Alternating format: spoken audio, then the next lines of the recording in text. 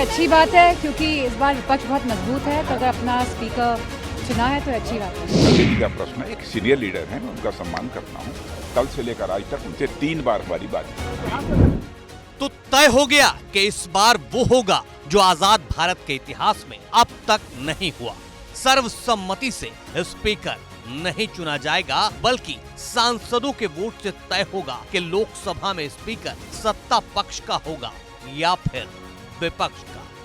क्योंकि deputy speaker की विपक्ष की मांग ठुकराकर बीजेपी ने नई चुनौती मोल ले ली है, इसलिए विपक्ष ने भी स्पीकर पद के लिए अपने उम्मीदवार का ऐलान कर दिया है। यानी संसद में एक बार फिर एनडीए बनाम इंडिया होना तय हो गया है। एनडीए ने 17वीं लोकसभा के स्पीकर रहे ओम बिरला पर फिर से भरोसा जताया है। ओम बिरला को 18वीं लोकसभा के स्पीकर पद के लिए एनडीए ने उम्मीदवार बनाया है, जिन्होंने अपना नामांकन भी दाखिल कर दिया है।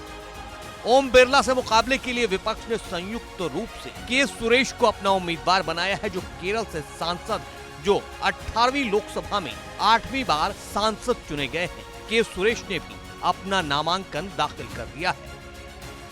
आजाद भारत में ये पहला मौका है जब लोकसभा के स्पीकर के लिए 26 जून को वोटिंग होगी। ऐसे में ये जानना जरूरी है कि आखिर ये नौबत क्यों आई।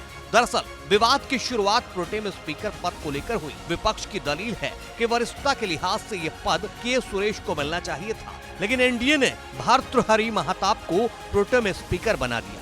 विरोध में संसद सत्र के पहले दिन ही समूचे विपक्ष ने हाथों में संविधान लेकर मोदी सरकार के खिलाफ विरोध जताया। इधर स्पीकर पद को लेकर विपक्ष की दलील थी कि हम सर्वसम्मति से एनडीए का स्पीकर चुन लेंगे, लेकिन परंपरा के मुताबिक डिप्टी स्पीकर का पद विपक्ष को मिलना चाहिए। राहुल गांधी का कहना था कि इसको लेकर राजनाथ सिंह और मल्लिकार्जुन खड़गे में बात हुई थी, लेकिन बीजेपी का फाइनल जवाब नहीं आया।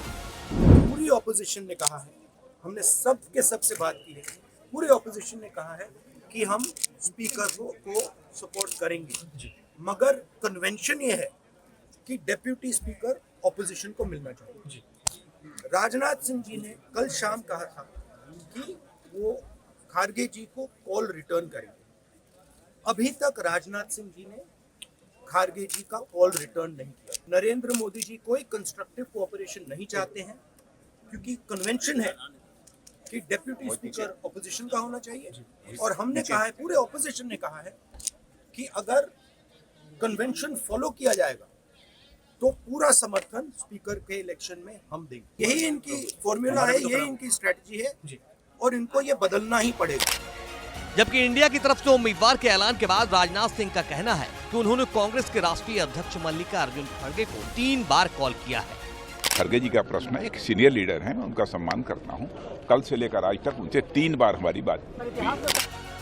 दरअसल विपक्ष को ये लगने लगा था और ऐसी चर्चा सियासी गलियारों में थी कि इस बार सत्ता पक्ष उप सभापति का पद विपक्ष को देने के मूड में नहीं है। बीजेपी लोकसभा अध्यक्ष पद अपने पास रखने की तैयारी में है, जबकि उपाध्यक्ष के पद को एनडीए के सहयोगी दल को देना चाहती है। बस यहीं पर बात बिगड़ गई। खैर, तीर अब कमान से निकल चुका है। देश के लोकतांत्रिक इतिहास की परंपरा टूट गई है।